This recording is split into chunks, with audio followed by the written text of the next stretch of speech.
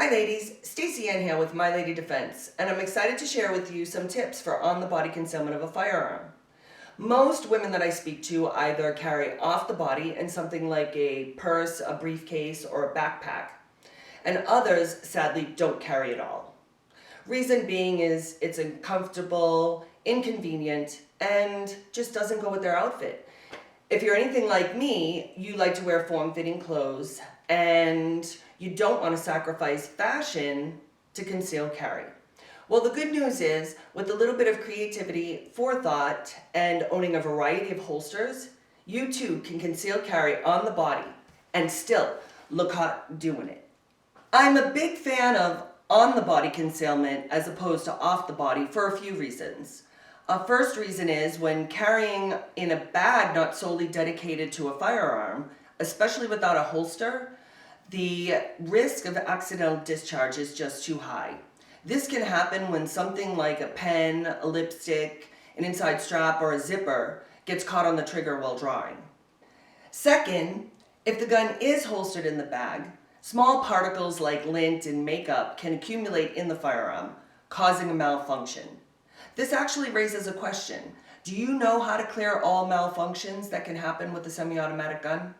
If not, you need to learn. I walked around for a year carrying a gun, not knowing how to clear all malfunctions. Had I needed to use my gun and it malfunctioned in a way that I didn't know how to clear, I would have been in a lot of trouble.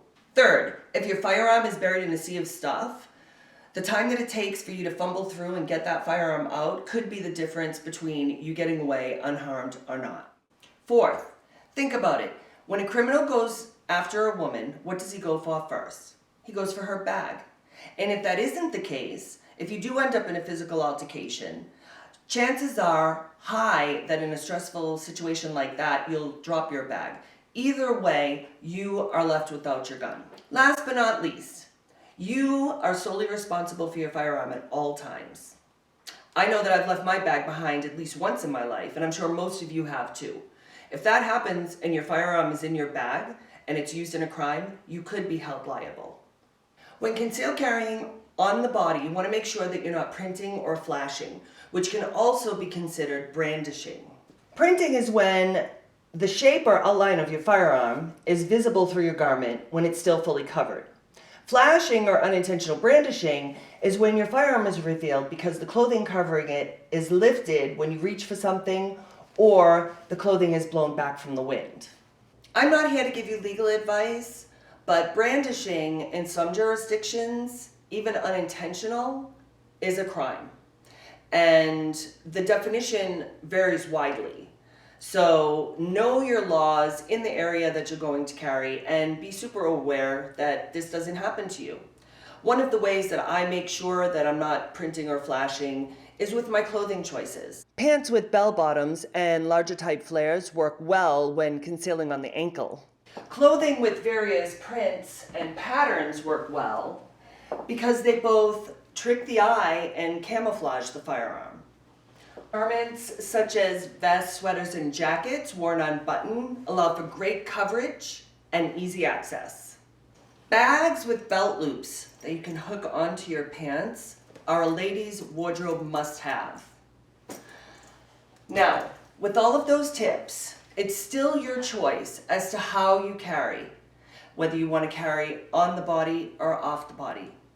If for some reason you just possibly cannot carry on the body, it's still a good choice to carry off the body.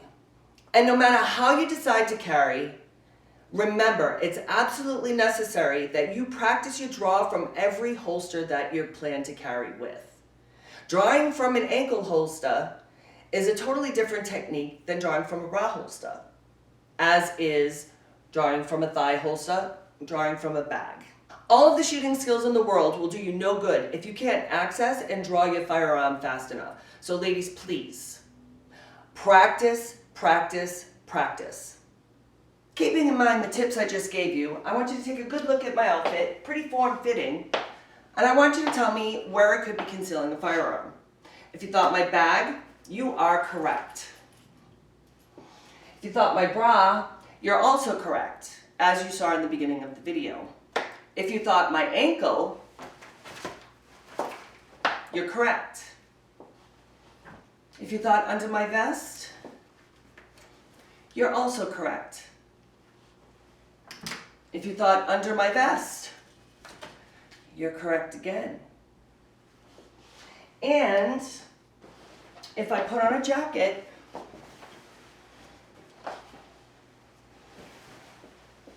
I can easily conceal a sixth gun in the small of my back. And that is just with one outfit. This dress is low cut in the front and short, so my ankles are revealed. So the obvious choice in this one would be thigh holster.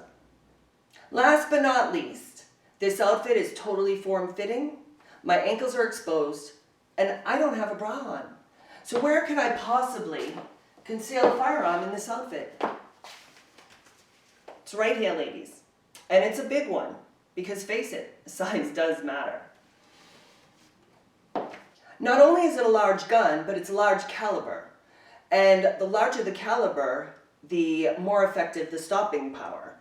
I carry nothing smaller than a .380, and the .380 is actually my backup. I'm usually carrying a .40 or a .357 Magnum.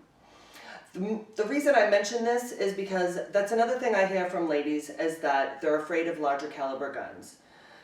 If you have the proper grip and training, you can handle a larger caliber gun, but that's another video.